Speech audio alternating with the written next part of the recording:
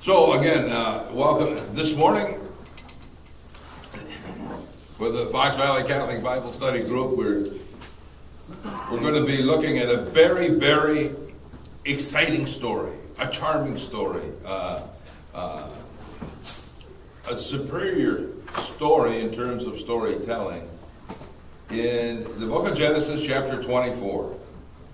Now, as you're opening your Bibles to that book, the essence of this particular story, and it's pretty much a self-contained story in this whole chapter. Finding a wife.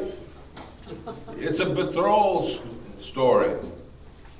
You see, after Abraham, Sarah died, and Abraham has seen to it that she and the family has a burial place. Remember, he bought that cave near Hebron, as well as evidently a plot of land and a grove of trees and whatnot, thus fulfilling part of the divine promise. The promise that he would have land. He already had progeny. Isaac was, last time we were together, we talked about Isaac, right? And the test that was given. And he passed the test. So I guess the Lord thought that there was no more need for Sarah. But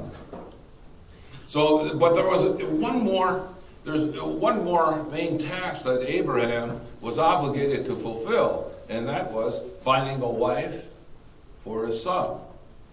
So, chapter 24 is all about that.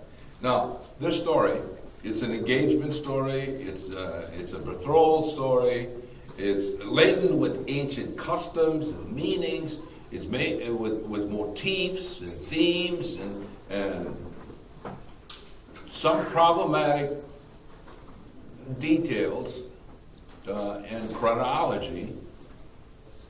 But the other interesting thing, I'm glad to see, the women folk who are here, even though it looks like the men outnumber the women this morning. It might be pretty close, but this is a story that's very much female focused as well, both as the object of the mission, but also, we will get some insights into the characteristics and personalities of the woman. And it's filled with, like I said, a lot of detail because it is the Yahweh's, the earliest source, right? In Hebrew, it's his superior storytelling at its finest. A lot of detail. It will speak of the God of Abraham, mentioned usually in our English translations as Lord. When you see that, Maury, you might have to help us with that. I bet you have the Jerusalem Bible, and it'll probably say Yahweh. It does. It does. Yeah, over and over. So, taking a look at it, let's begin, 24, verses 1 through 8. Abraham had now reached a ripe old age. Do you have that too? Does it say ripe old age? It says, well on in years. Well on in years. That's kind of a soft one. Rolly, what do you have in the Way Bible? A very old man. A very old man. Okay. We get the idea. We might have one or two here. And the Lord had blessed him in every way. And Abraham said to the senior servant of his household, who had charge of all his possessions, "Put your hand under my thigh, and I will make you swear by the Lord, the God of heaven and the God of earth, that you will not procure a wife for my son from the daughters of the Canaanites, among whom I live, but that you will go to my own land and my own kindred to get a wife for my son Isaac. And the servant asked him, what if the woman is unwilling to follow me to this land? Should I then take your son back to the land from which you migrated? Never take my son back there for any reason. Abraham, he's a grumpy old man too. Abraham told him, the Lord, the God of heaven, who took me from my father's house and the land of my kin, and who confirmed by oath the promise he then made to me, I will give this land to your descendants. He will send his messenger before you, and you will obtain a wife for my son there. If the woman is unwilling to follow you, you will be released from this oath, but never take my son back there. Almost makes you kind of wonder what kind of skeletons he left back in the closet back in Haran, northern Mesopotamia, where he came from, huh? It almost makes you kind of wonder. But anyhow, this is the mission that was given to the servant. Now, the thing is, folks, throughout this storyline, the name of the servant isn't given. But as this passage has indicated, it is his maidservant, his major domo, one who's in charge of all his possessions and so on. Okay? If we compare it to verse 2 of chapter 15, there is indication there that his maid servant is given a name.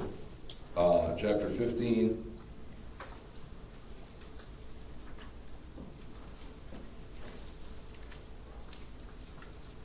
Verse 2, yeah.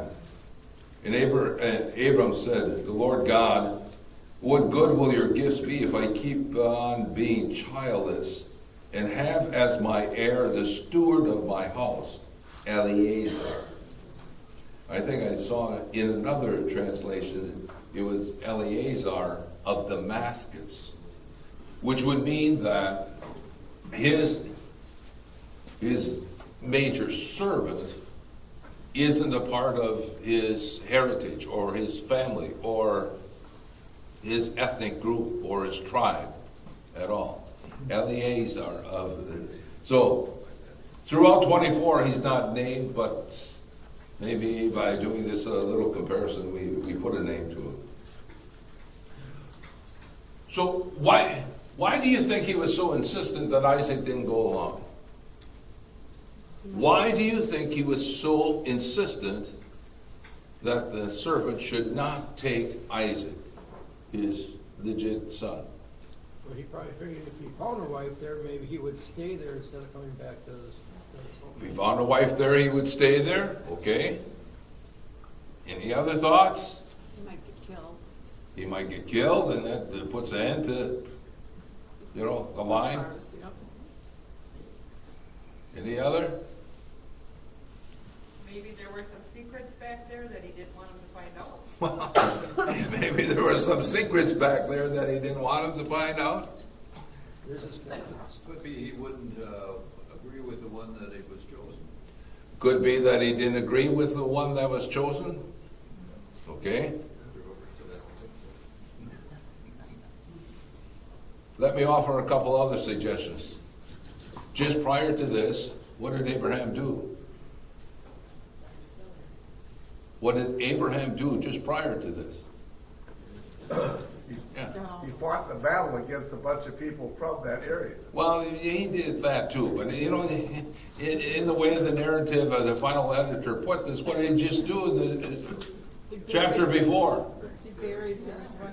He buried Sarah, and he purchased land.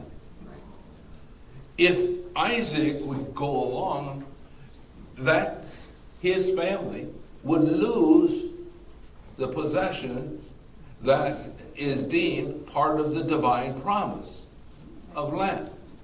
Okay? And in addition to what you all have said, in addition to that, it's already established in the first line. He's a very old man. He might die. Who would bury him? Whose obligation is it to bury the father? It's surviving son. Right? And land is considered a possession. And he finally got, after all those many years of being, migrant and alien in a foreign land and so on, he finally got some land for himself. Yeah. God had also promised to Abraham and his progeny that they would have the land from the Wadi of Egypt to the great rivers. And obviously, if he moves back to the great rivers, the chances of him inheriting all this. He'd lose it on the back end. Yeah. So these are all the possibilities. How about that weird thing, take your hand and put it under my thigh? Don't like it at all. You don't like that at all. I should. For some reason, the women are all smiling. I don't get that this morning. There is the explanation is given in the footnote of the New American Bible for that. Put your hand under my thigh. The symbolism of this act was apparently connected with the Hebrew concept of children issuing from their father's thigh. Perhaps the man who took such an oath was brought to share the curse of sterility upon himself if he did not fulfill his sworn promise. And Jacob made Joseph swear in the same way. In both these instances, the oath was taken to carry out the last request of a man upon his death. And that's probably where we get the word to testify from. Connect the dots, okay? Okay? Connect the dots. There's enough said about that. Proceeding on, the servant is sent to basically Abraham's homeland. Verse 10, the servant took 10 of his master's camels, bearing all kinds of gifts from his master. He made his way to the city of Nahor in Aram Naharaim. Okay, so we're given scant details about the trip. Abraham is said to come from Haran. So Haran is up here. Right now, it would be considered, well, here's Aleppo, so northern Syria. Abraham he has his land near Hebron, Kiriath Arba, as the Jews call it today, down here. So, and Haran, this is the area, actually it's the area right now held by ISIS. Okay? Right now it's the area held by that terrorist group. Now, Nahor, according to the footnote here in the New American Bible, it's uncertain whether this is understood as the name of Abraham's brother, Rebekah's grandfather, or the city of the same name, as indicated in the Mari documents. Mari is a place that they found extensive documents through archaeology. It was excavated in the beginning of or at the end of the 19th century and early 20th century, up there in northern Syria. Today, we would place it. So, now, what will proceed is really a biblical type. You've heard me talk about biblical types before, right? To find a wife. And it revolves around the image of a woman at the well. And what's kind of interesting in this biblical type, in this type scene, there's a set pattern, all right? A traveler goes to a well. A traveler from a foreign land goes to a well. He asks a woman for a drink of water. She obliges, thus extending hospitality. They converse. She reports the visitor to her family. The family comes and offers further hospitality of food, shelter, an evening stay is extended to the visitor at the home then, which is near. Okay? And invariably, what comes out of this gesture of hospitality that always starts with a traveling visitor meeting a woman at a well, what comes out of it is a betrothal, an engagement. Later on in Genesis 29, Jacob, who will be one of Isaac's sons, right? Jacob will also find the same thing, a woman at the well. In Exodus chapter 2, Pat says it's a singles bar. Oh, yeah. I wrote down thinking about this, yeah. How many have found a spouse at a local watering hole? Come on, raise your hands. Okay. Yeah, there's more than a few here, and there isn't many here, but there's more than a few here who have found their spouse at a local watering hole. A local watering hole, yeah. Close enough, Cliff. Yeah, well, that's what she's just indicated to me. She already gave the confession. It was on one end and I was on the other end. All right, so, now, what girl comes and how is she described here? And this becomes kind of insightful. Just starting at verse 15. He had scarcely finished these words. We'll go back and look at what words he said. When Rebekah, who was born of Bethuel, son of Milcah, the wife of Abraham's brother Nahor, she came out with a jug on her shoulder. The girl was very beautiful, a virgin, untouched by man. She went down to the spring and filled her jug. And as she came up, the servant ran toward her and said, "Please, give me a sip of water from the jug." "Take a drink, sir," she replied, and quickly lowered the jug into her hand, and she gave him a drink. So already she had him drinking out of her hand. Well, that's what it says, isn't it? That's a literal interpretation. That's a literal interpretation, that's right, okay. When she had let him drink his fill, she said, "I will draw water for your camels too, until they have drunk their fill." And with that she quickly emptied her jug into the drinking trough and ran back to the well to draw more water until she had drawn enough for all the camels. And the man watched her the whole time, silently waiting to learn whether or not the Lord had made his errand successful. Now, scholars point out the mention of camels here, and when he starts out, he goes with an entourage, a retinue of 10 camels, okay? They point out that's anachronistic. It's problematic because the Israelites then really encountered camels until about the 11th or 12th century BC from the Midians.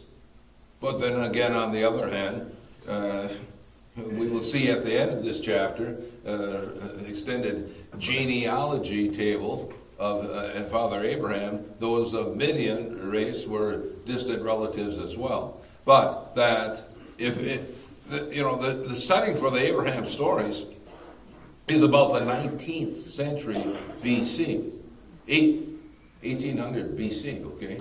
So if camels, they don't encounter camels until the 11th or 12th century BC, that's a big gap. That's problematic from a chronological standpoint. But then again, on the other hand, when the final editors from the 6th century were pulling together all these patriarchal stories and putting them together, probably during the Babylonian exile, camels were probably a regular feature along the trade routes of Mesopotamia. Huh? So, and when the final editing happened, it was probably that someone who had more than one camel was considered a rich man.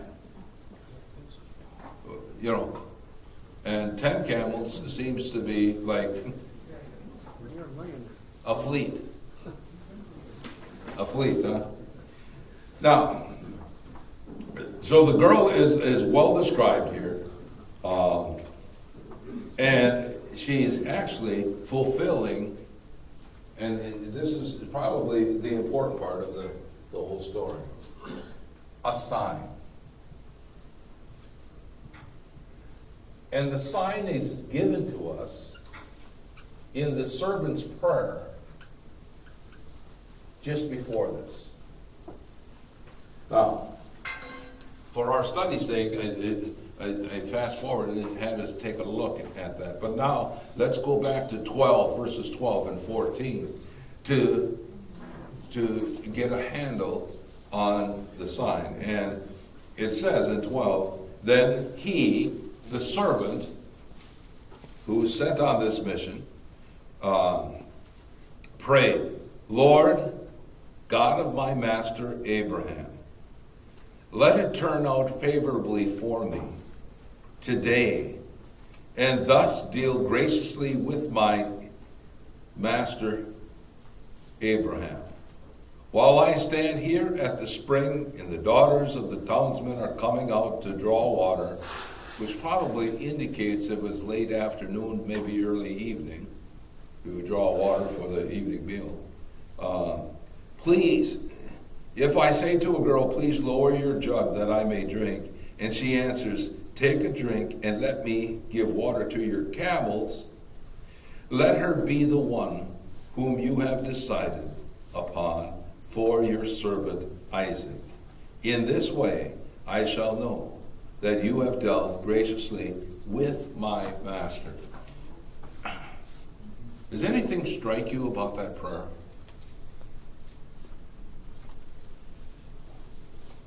Does anything strike you about that prayer?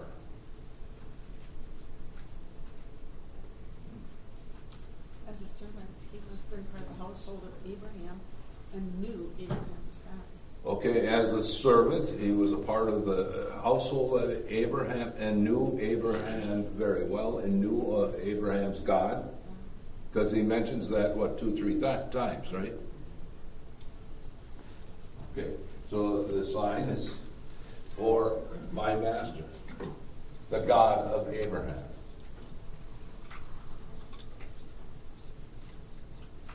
He must have known him well because he was asking for a sign. Yeah, knowing him well, asking for a sign. Anything else strike you? The main thing that strikes me is that this is the first woman he encounters, and it's a positive reaction so far. I'm thinking he's looking for an easy way out, and he's got his job done if this is the one. Well, okay, so Tom says he's looking for, if this is the first woman he encounters, but notice it is who will offer him water and will also tip the jug for the camels. Well, she's doing all the right things, but at Yeah. the same time, it's, But that's like the precondition to this sign, that he says to God that this will, it's not God telling him, it is part of his prayer to be fulfilled by God. Huh? He wants a servant for him. Well, one of the things we find hinted at later on in the story is that he already has a retinue of helpers with him. You know, if he's running around with 10 camels, one guy is not going to handle 10 camels alone. Okay, so he has a whole bunch of other people with him that he's in charge of. So he's not looking for a female servant for himself. He's doing it to fulfill the mission, okay, of his master. Father. He knew exactly where to go. You go to the well. He didn't go to different houses. He went to the well. He knew the women would go there. He went to the well. And then in the prayer, he gets very specific, which is interesting, how detailed he is Yes. about who the person has to be. That's kind of amazing, Yeah. the details. The details. makes sense. And I said that this is a type. You'll find similar details as a sign in those other stories about, well, we call it woman at the well stories, finding a wife. So, very good. The sign then is fulfilled. The servant's prayer is answered at the well. It's Rebecca. And here's another insight that I had. The fact that she's willing, and without any kind of compunction or asking or request of taking care of the camels as well, would indicate that she has the qualities to take care of the servant's master's possessions. The camels were his possessions. Proverbs like. There were other gifts and possessions that the camels carried, but that she was open, willing, right away to take care of his master's possessions as well. She indicates by these gestures of hospitality the qualities of being generous, of being noble, of being a caretaker, of being, solicitous, not for her own sake, but for the sake of the visitor. Having the kind of hospitality that would be needed. The kind of hospitality, if you stop to think, that Abraham extended, right? You remember the 3 visitors who came to his tent and so on. So, she has all the right qualities. Then, after that, the scene kind of shifts. You know, you can break this whole story, this whole chapter down into 8 different scenes. I'm surprised no one made it like a Broadway play about it or something. No, really, it's a beautiful story, and the scene shifts then as Rebecca goes and runs off to her mother's house and tells her family what she has just done, and what she has been told.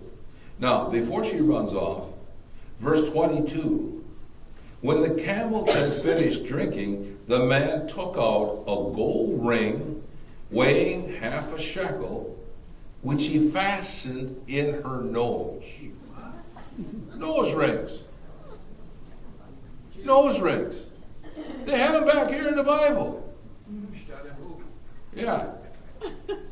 And 2 gold bracelets weighing 10 shekels, which he put on her wrist. And then he asked her, whose daughter are you? Tell me, please. And is there room in your father's house for us to spend the night? And she answered, I am the daughter of Bethuel, the son of Melchon, whom she bore to Nahor. And there's plenty of straw and fodder at our place, and room to spend the night. And the man then bowed down in worship to the Lord, and here he has another prayer, saying, Blessed be the Lord, Abraham, who has not let his constant kindness toward my master fail. As for myself also, the Lord has led me straight to the house of my master's brother. And then the girl ran off to her mother's household and told all about it. And verse 29, now Rebekah had a brother named Laban, and as soon as he saw the ring and the bracelets on his sister Rebekah and heard her words about the man, what the man had said to her, Laban rushed outside to the man at the spring. And he would find the man right away because he's standing by a whole bunch of camels. Okay? That'll be the one. That'll be the one. Now, Laban then will subsequently extend hospitality to the servant and to his retinue. Why? Because he was a hospitable man. Looking to get rid of a few girls. He's looking to get rid of a few girls, maybe.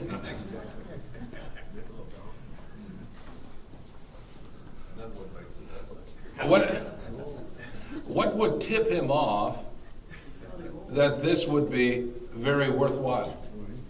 He saw the goal.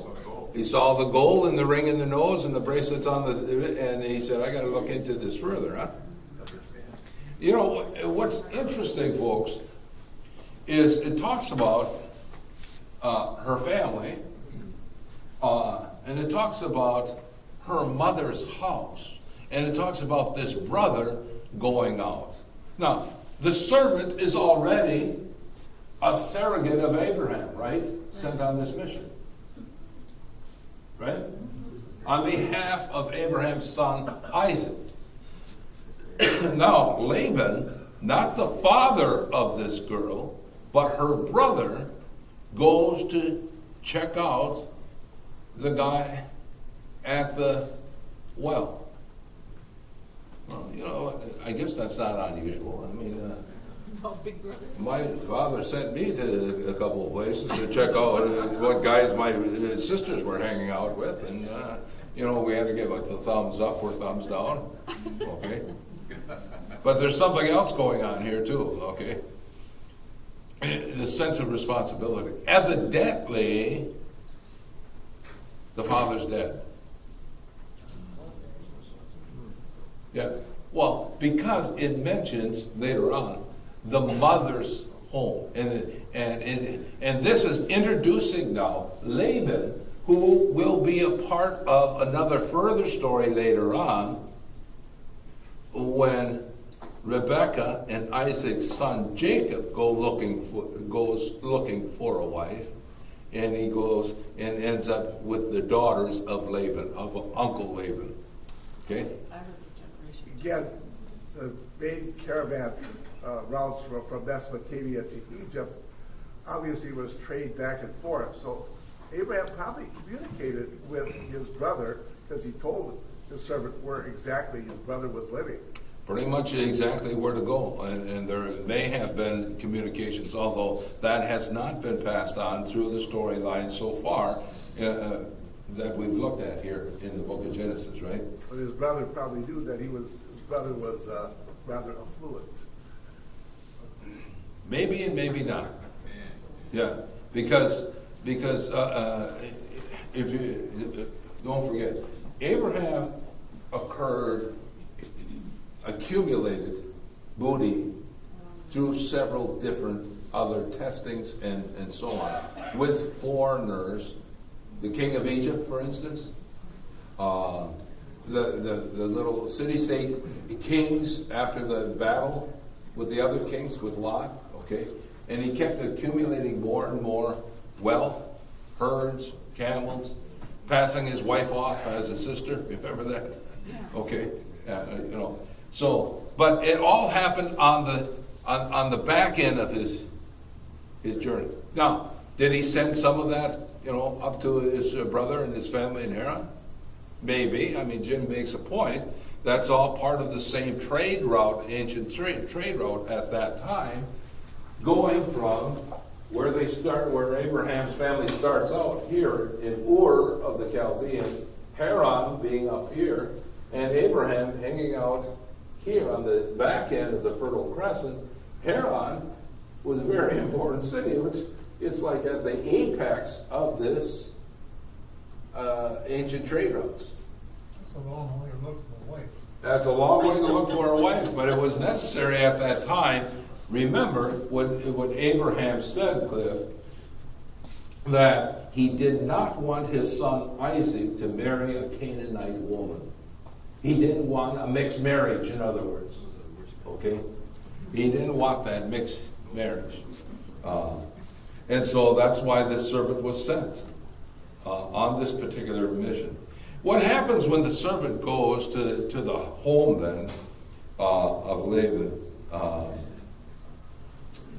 Between verses 34 and 49, the family welcomes him, and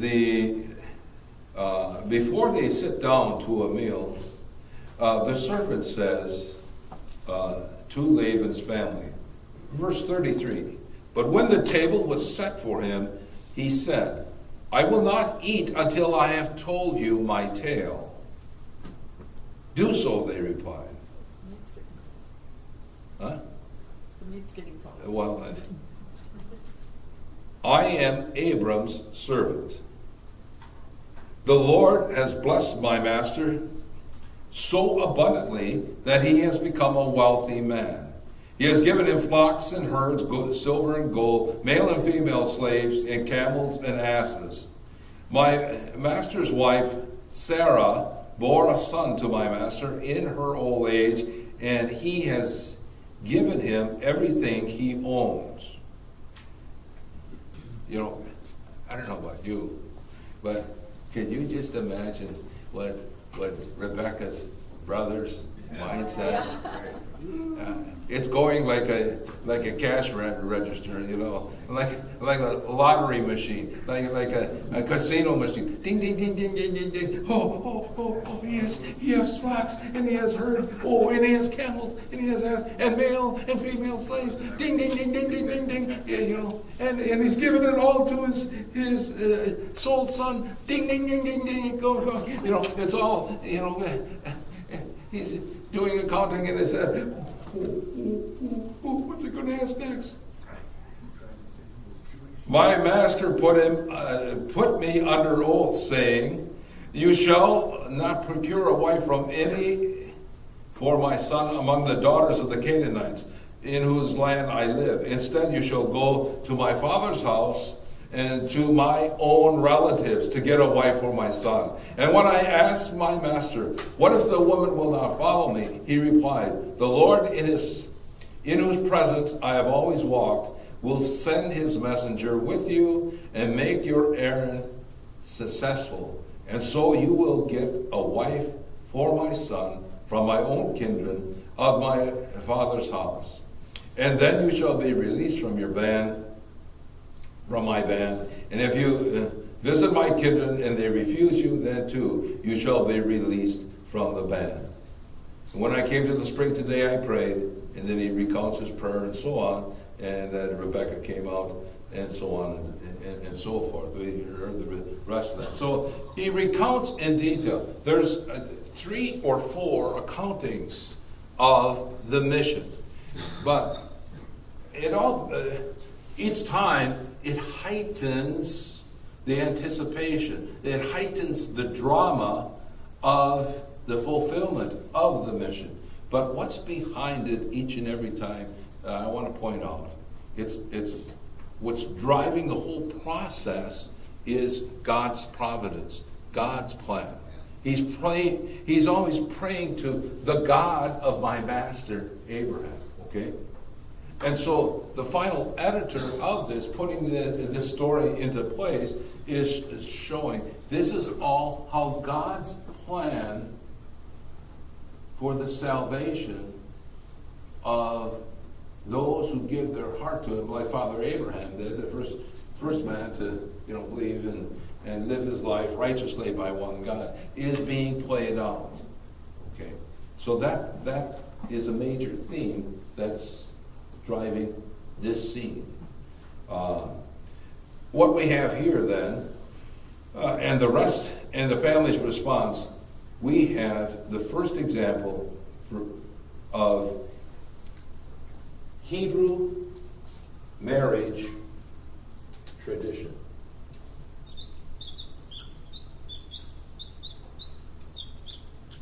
Hebrew marriage tradition.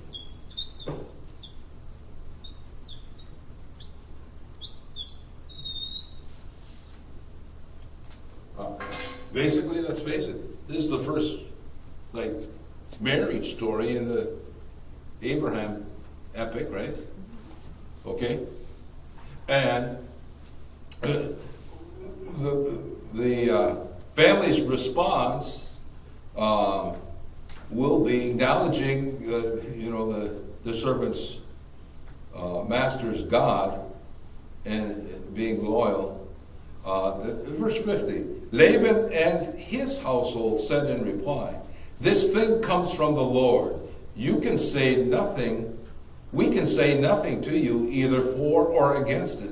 Here is Rebekah, ready for you. Take her with you, that she may become the wife of your master's son, as the Lord has said." And so when Abraham's servant answered, he bowed to the ground before the Lord. Okay, so basically what we have is a conclusion of a marriage contract. A marriage contract. Contracted marriage, if you will. And there is, you take a look, there's no ritual connected with it. There's not a public event. There's not really a celebration. A meal had been prepared anyhow. All of a sudden, that meal will become like a wedding banquet. And it also reflects the ancient custom that usually a father to another father arranges the marriages. Father to father. Now, in the house of Abraham, he's too old to make the trip, so he sends his trusted servant, his major domo. And in the house of Rebekah, evidently the father's dead, because Laban is the one negotiating. Okay? So it's a negotiated thing. All right? A marriage agreement, a marriage covenant. There's a Hebrew term for it, but I forget what it is. There's also going to be a unique thing that happens. Well, first of all, he seals it by the next passage. Look at 53. Then he brought out objects of silver and gold and articles of clothing and presented them to Rebekah. He also gave costly presents to her brother and mother. And after he and the men with him had eaten and drunk, they spent the night there. So then they, had a party. Okay? But he offers the presents. I don't know if you want to call it a dowry, but he came well prepared to offer the family all kinds of wonderful things. But there's a unique thing that happens after that evidently the next morning. And that is, they asked Rebekah, let us call the girl, verse 57. Let us call the girl to see what she herself has to say about it. And so they called Rebekah and asked her, do you wish to go with this man? And she says, this translation simply has, I do. What does? I will. I will? I do, right? I will go. In Hebrew, folks, in Hebrew, it's that same word that I gave you last time we were together. Abraham's response when God asked him to take his son and sacrifice his son Isaac. Hinanea, that is the same word translated here as Rebecca giving her I do. Okay? And people have been saying I do in connection with marriages and at altars and rituals ever since.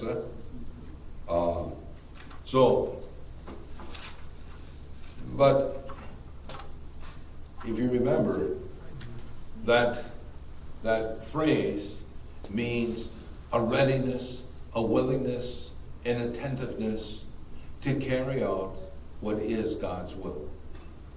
And so it is put in that way, and Rebecca's response. Now, because evidently Rebecca's a pretty young chick here, they say, verse 59, at this they allowed their sister Rebecca and her nurse to take leave along with Abraham's servant and his men, and they invoked a blessing on Rebecca. This is the closest thing we come to any kind of a ritualization then for the marriage or for the wedding. The family invokes this blessing on Rebecca. Sister, may you grow into thousands of myriads, and may your descendants gain possession of the gates of your enemies.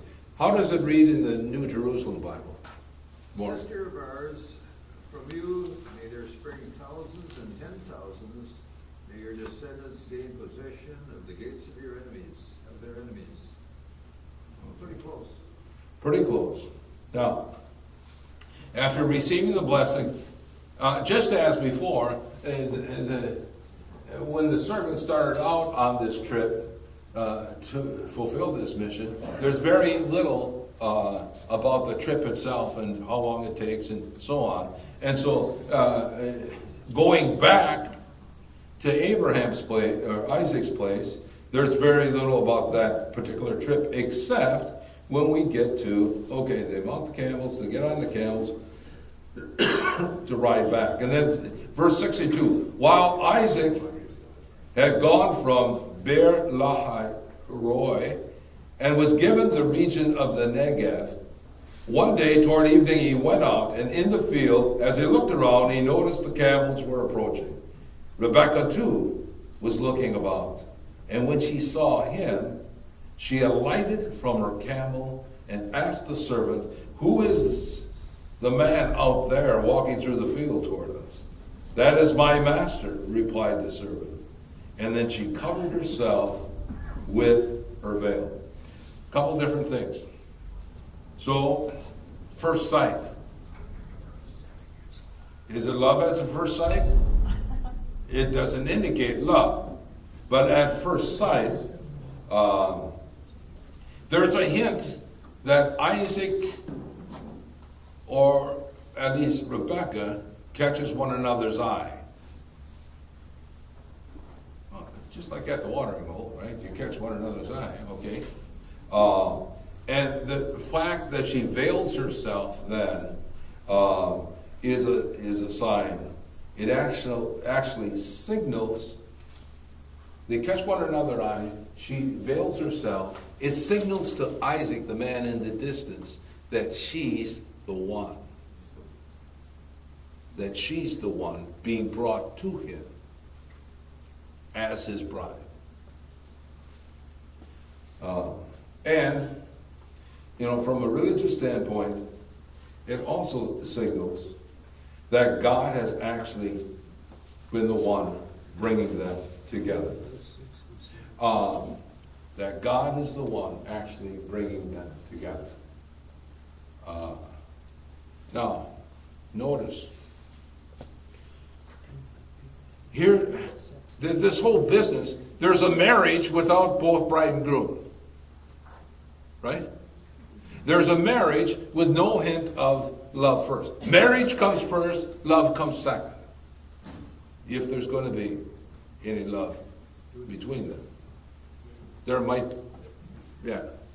And those of you who've been married for a long time, the fact that you've been married a long time, you understand love a lot different, than when you started out, right? Okay. I'm celibate, but somehow I understand that, okay? And I'm pointing it out so you can relate, all right? Whatever. Yeah. Yeah. So, now, Isaac in this whole story about getting a wife, Isaac has been passive. He's not even a part of the picture. He's not even on the mission. He doesn't even see her, right, at all. They don't bring a picture back. Well, they can't take pictures anyhow, okay? And it's all arranged through surrogates. The servant is a surrogate of Abraham.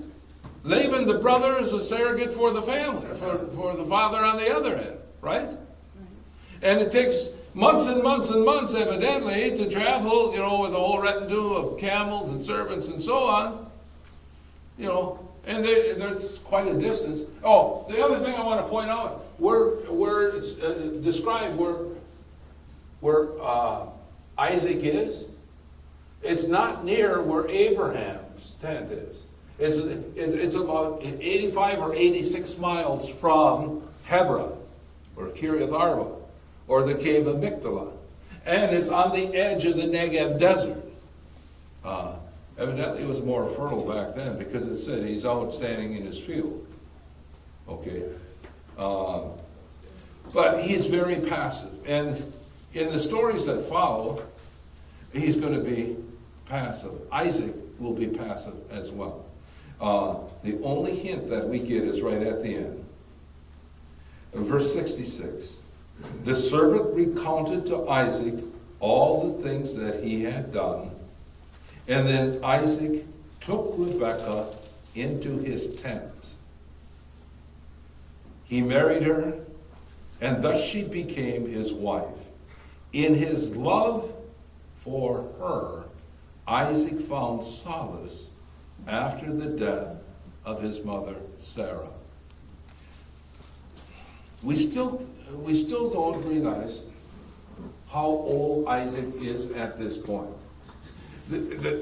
And that last line, that last phrase, connects what we finished the chapter before of Abraham burying his wife in the cave of Migdala. It connects that. And the fact that Isaac takes then Rebekah into his tent, into his home, that was a process then that was practiced in Jewish wedding ceremonies, even in the time of Jesus, that the bride is taken into the home of the groom. Rebekah's role in this, starting from her ascent. Well, even before starting from her starting from the gestures that she made that were interpreted as signs from God of her character, of her personality, of her fitness, of her willingness, of her hospitality, of her ability, that she is the perfect gift from God to carry on what is God's divine plan.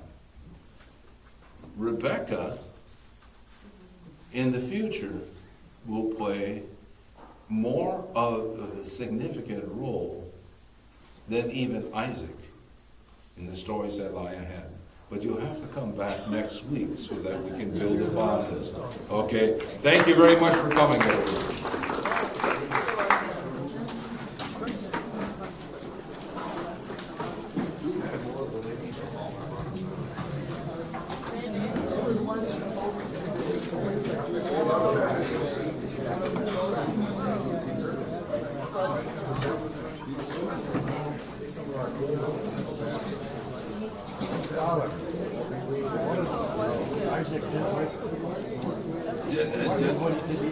It doesn't have, that doesn't make any difference. Marriages are not made in love. According to Abraham, I just saw he had it. Yeah.